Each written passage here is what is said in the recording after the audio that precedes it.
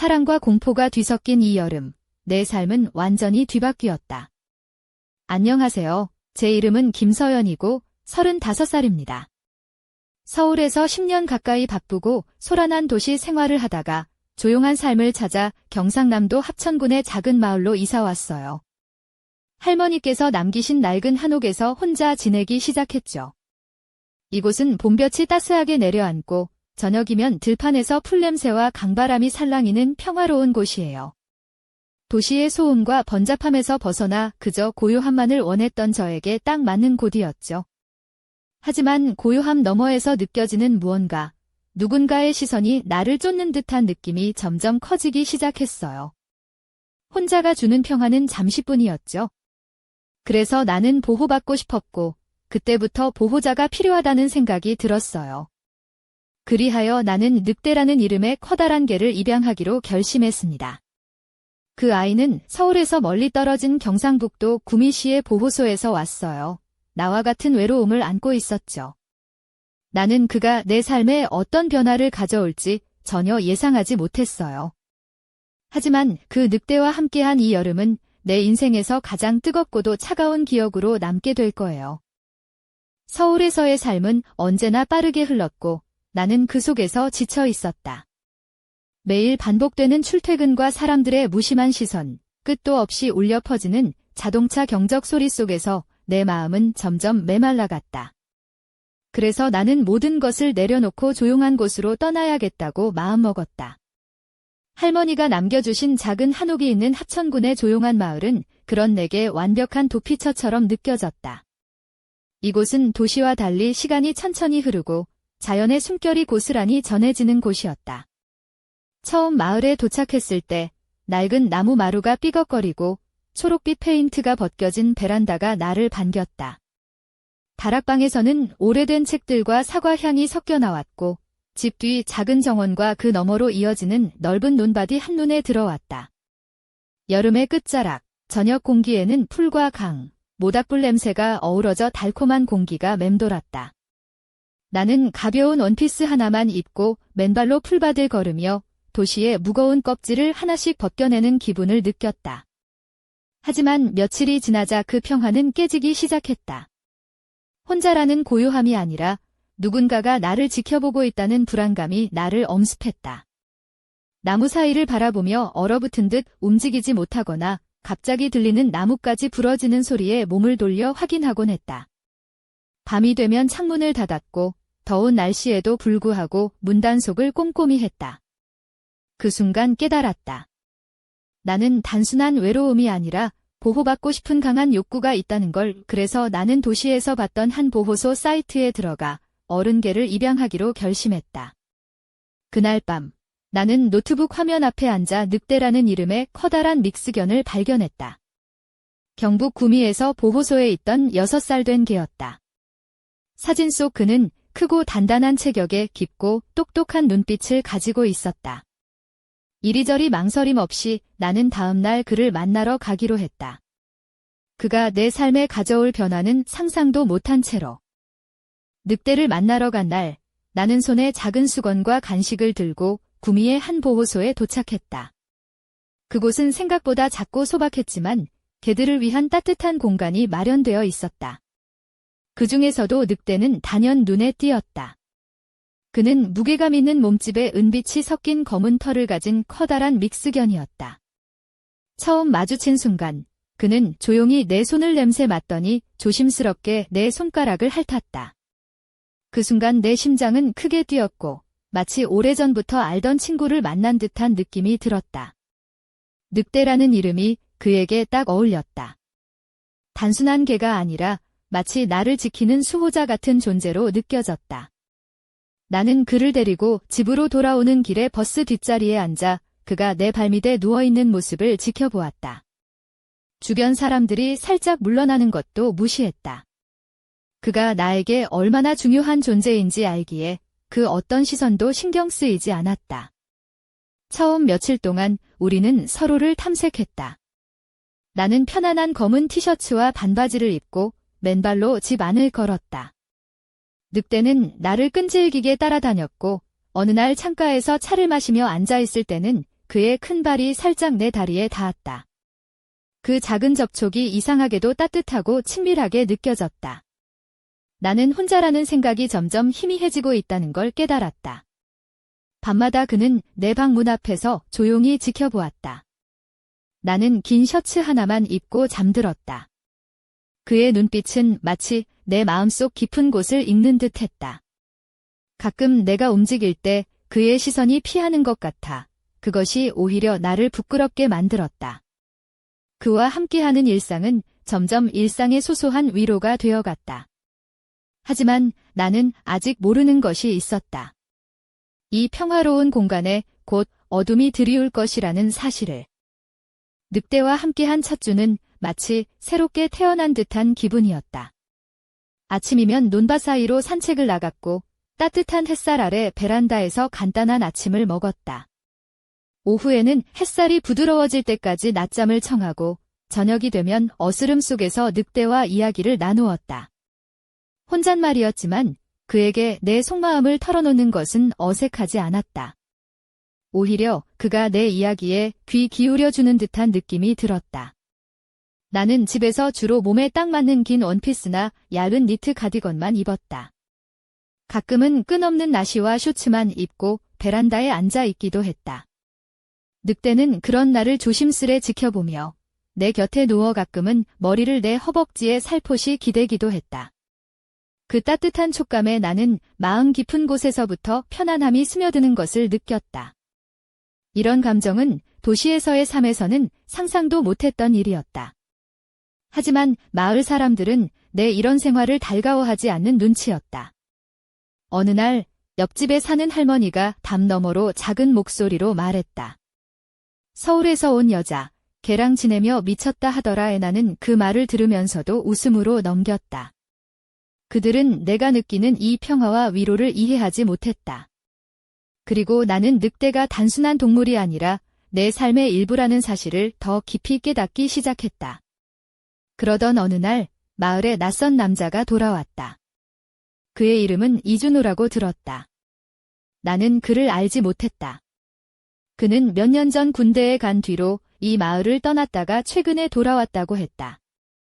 그가 처음 나타난 것은 내가 강가에서 젖은 티셔츠에 청반 바지를 입고 수건을 들고 집으로 돌아오던 길목이었다. 그는 키가 크고 단단한 체격에 햇볕에 그을린 얼굴을 하고 있었다. 모자와 낡은 민소매 티를 입은 그는 나를 한참 쳐다보며 새로운 사람이냐고 물었다.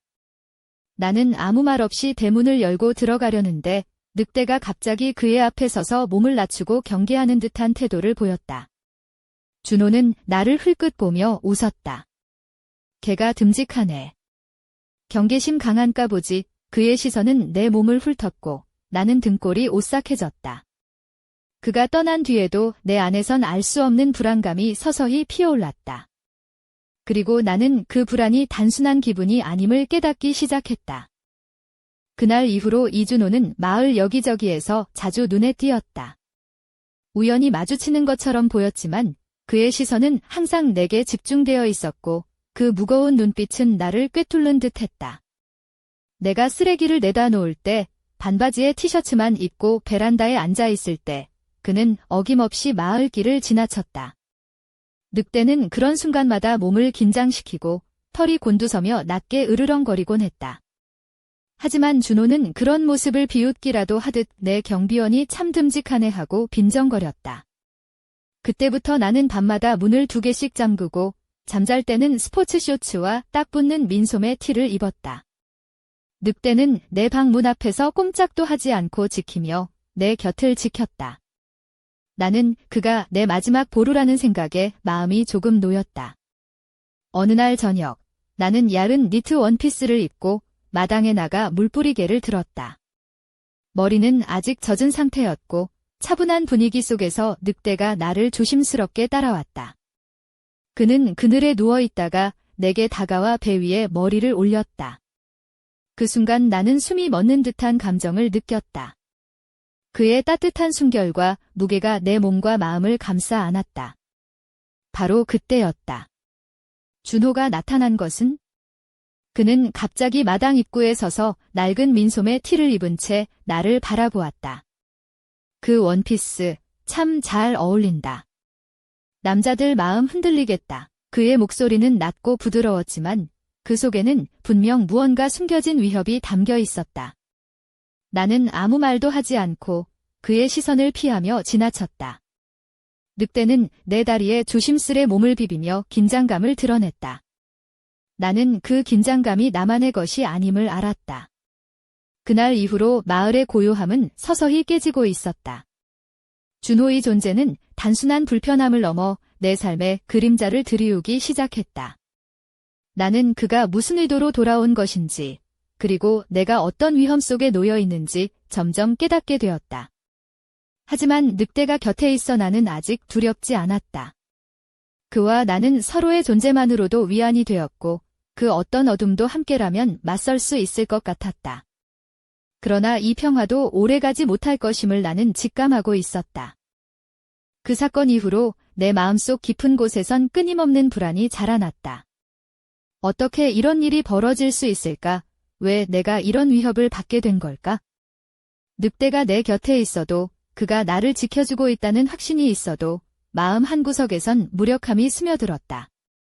나는 밤마다 문을 2번씩 잠그고 잠잘 때는 긴 바지 대신 스포츠 쇼츠와 꼭 맞는 민소매 티를 입었다. 그래야 혹시라도 무슨 일이 생기면 빠르게 움직일 수 있을 것 같았다.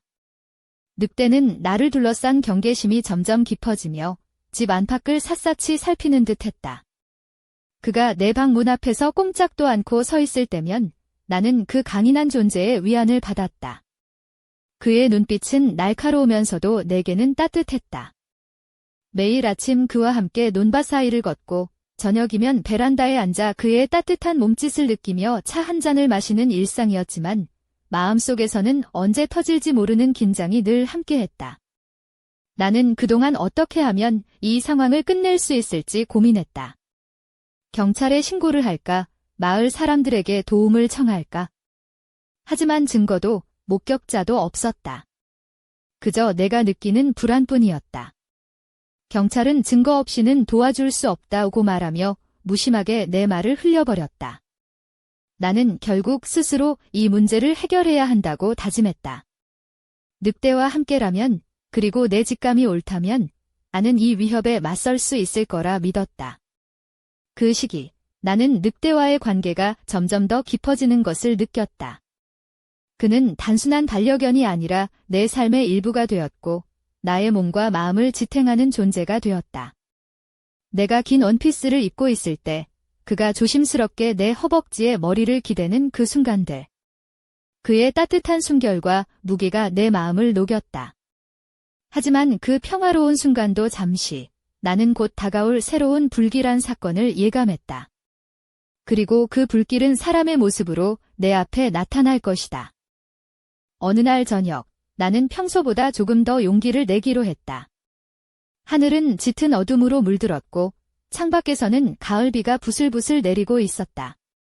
나는 부드러운 와인색 니트 원피스를 입고 속옷 없이 단독으로 몸을 감싼 채 베란다 계단에 앉았다. 늑대는 내 옆에 누워 있었고 그의 큰 머리가 내 허벅지에 닿았다. 그 따뜻한 접촉이 내 몸을 부드럽게 감싸며 마음까지 안정을 주었다. 이 순간만큼은 세상의 모든 두려움이 사라진 듯 했다. 그때였다. 문 앞에 누군가 다가오는 소리가 들렸다. 나는 긴장하며 몸을 돌렸다. 어둠 속에서 나타난 남자는 바로 이준호였다. 그는 평소보다 무심한 듯 다가왔지만 그의 눈빛은 차갑고 위협적이었다. 그 원피스, 정말 잘 어울린다. 그의 목소리는 부드러웠지만 그 속에는 분명한 의미가 숨어 있었다. 나는 차갑게 웃으며 대답했다. 내가 누군가의 시선을 두려워한다고 생각하나요? 늑대가 내 옆에서 몸을 긴장시키며 으르렁거렸다. 준호는 한 걸음 더 다가왔고 나는 그의 위협을 감지했다. 하지만 늑대는 이미 그의 앞을 막아서며 경고에 낮고 깊은 으르렁거림을 내뱉었다.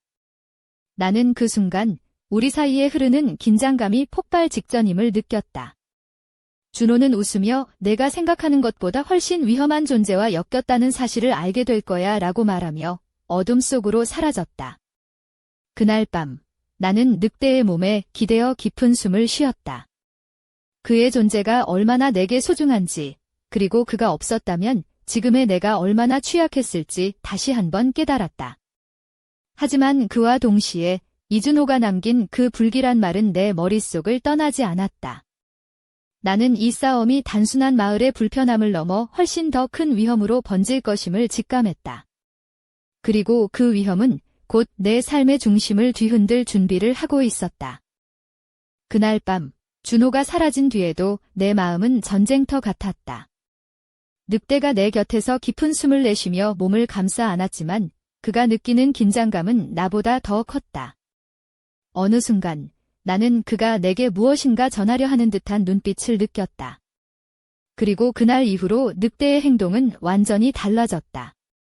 단순히 나를 따라다니고 보호하는 수준을 넘어 집 주변 구석구석을 샅샅이 살피며 경계를 늦추지 않았다. 며칠 뒤 마을에는 작은 소문이 돌기 시작했다. 이준호가 돌아온 건 우연이 아니며 무언가 큰일이 벌어지고 있다는 이야기였다. 하지만 마을 사람들은 입을 다물었고 나는 점점 외로워졌다. 늑대만이 내 편이었고 그의 존재가 내 삶의 유일한 빛이었다. 그러나 그의 눈빛 속에 숨겨진 불안과 경고는 나를 더욱 불안하게 만들었다. 그리고 어느 날 집 앞에 이상한 물건들이 놓이기 시작했다. 처음에는 작은 못 하나, 그 다음엔 낡은 상자가 놓였다. 상자 안에는 오래된 신문 조각들이 들어있었고 그 위에는 내 이름이 큼지막하게 적혀 있었다. 나는 손이 떨리며 상자를 집어들었고 그 순간 늑대가 갑자기 짖으며 상자를 향해 돌진했다. 그의 짖음은 마치 누군가에게 경고하는 듯했고 나는 그가 감지한 위협이 현실임을 깨달았다. 그때부터 나는 더욱 조심스러워졌다. 늑대와 함께 집 주변을 돌며 경계를 강화했고 밤마다 창문을 단단히 잠갔다. 하지만 내 안에는 점점 더 깊은 두려움이 뿌리내리기 시작했다. 이준호가 남긴 위협과 그가 가져온 어둠은 단순한 불안이 아니었다. 그것은 내 삶을 송두리째 흔들어 놓을 거대한 폭풍의 전조였다. 그리고 나는 그 폭풍 속으로 점점 더 깊이 끌려가고 있었다. 그날 이후로 내 삶은 숨막히는 긴장감 속에 휘말렸다. 늑대는 더 이상 단순한 반려견이 아니었다. 그는 마치 나의 그림자처럼 집 안팎을 감시하며 내 모든 움직임을 함께했다. 그의 눈빛은 예리해졌고 털은 곧바로 곤두섰다. 나는 그가 감지하는 보이지 않는 위협에 점점 더 민감해졌다. 어느새 우리 집은 하나의 요새가 되었고 나는 매일 밤 불안과 두려움에 휩싸였다. 어느 저녁 나는 짙은 회색 니트 원피스를 입고 집안에서 혼자 시간을 보내고 있었다. 늑대가 내 발밑에 누워 조용히 호흡하는 동안 창밖에서는 바람이 불어 나뭇가지가 부딪히는 소리가 들려왔다. 갑자기 문 밖에서 무언가 떨어지는 소리가 났다. 늑대가 즉시 일어나 문 쪽으로 달려갔고 나는 그 뒤를 따랐다. 그곳에는 낡은 양동이가 뒤집혀 있었고 주변에는 발자국이 선명하게 찍혀 있었다. 심장이 터질 듯 뛰었다. 누군가가 우리 집 주변을 어슬렁거리고 있었다. 그 순간 나는 늑대의 존재가 내 삶에서 얼마나 중요한지 다시금 깨달았다. 그는 나를 지키기 위해 자신의 모든 것을 바치고 있었다. 하지만 그 위협은 더 이상 단순한 시선이나 말이 아니었다. 그것은 실제 행동으로 옮겨지고 있었고 나는 그 속에서 점점 더 깊은 공포에 잠식되고 있었다. 그날 밤 나는 늑대와 함께 집안 구석구석을 확인하며 불안을 달랬다. 하지만 마음 한편에서는 이 싸움이 과연 언제 끝날까 하는 두려움이 가시지 않았다. 준호가 던진 위협은 단순한 시작에 불과했다. 이제 우리 앞에는 더 거대한 어둠이 기다리고 있었다. 그리고 나는 그 어둠 속에서 무언가 끔찍한 일이 벌어질 것을 예감했다. 이 싸움은 이미 내 삶의 모든 경계를 무너뜨리고 있었고 나는 더 이상 도망칠 곳이 없었다. 어느 날 낮, 나는 부엌 창문 너머로 낯선 그림자를 보았다. 그 순간 심장이 얼어붙는 듯 했다. 그토록 끝없이 두려웠던 순간이 내 앞에 다가온 것이다. 늑대가 내 곁에서 몸을 낮추고 귀를 쫑긋 세웠다.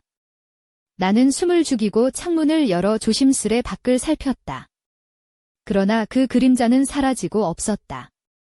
대신 문 앞에 놓인 작은 상자가 내 시선을 끌었다. 손을 떨며 상자를 열자 그 안에는 내 이름이 적힌 신문 조각과 낡은 사진 한 장이 들어 있었다. 사진 속 나는 베란다에 앉아 책을 읽고 있었고 뒤편 나무 그늘에는 흐릿한 남자의 실루엣이 서 있었다. 그 남자는 바로 이준호였다.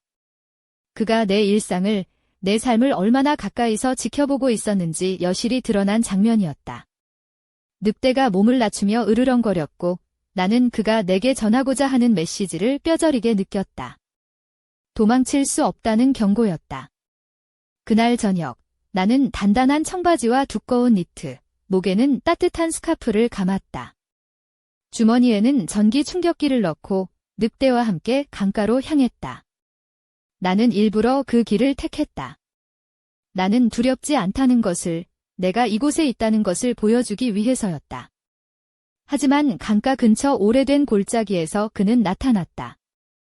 모자를 쓰지 않은 얼굴, 얼음처럼 차가운 눈빛으로 나를 응시했다. 여기서 멀리 돌아가라. 나는 조용히 말했지만 그의 미소는 사악했다. 늑대가 크게 으르렁거리며 그를 막아섰다. 그는 한 걸음 다가섰고 늑대가 뛰어들자 무언가를 던졌다. 나는 뒤돌아 서서 늑대를 붙잡고 급히 달려나왔다. 문을 걸어 잠그고 방 안에 불을 켜자 나는 거울 앞에 섰다. 긴장과 두려움으로 떨리는 손을 바라보며 깨달았다. 이제 나는 더 이상 숨지 않을 것이다. 나는 이 싸움의 중심에 서 있고 반드시 이겨낼 것이다. 하지만 그 순간 휴대폰 화면에 낯선 알림이 떴다. 외부 감시 카메라가 자동으로 작동했습니다. 화면 속에는 또 다른 그림자와 두 개의 빛나는 눈이 있었다. 늑대가 아니었다. 나는 숨을 멈추고 곧 다가올 다음 파도를 맞을 준비를 했다. 이 이야기는 아직 끝나지 않았다.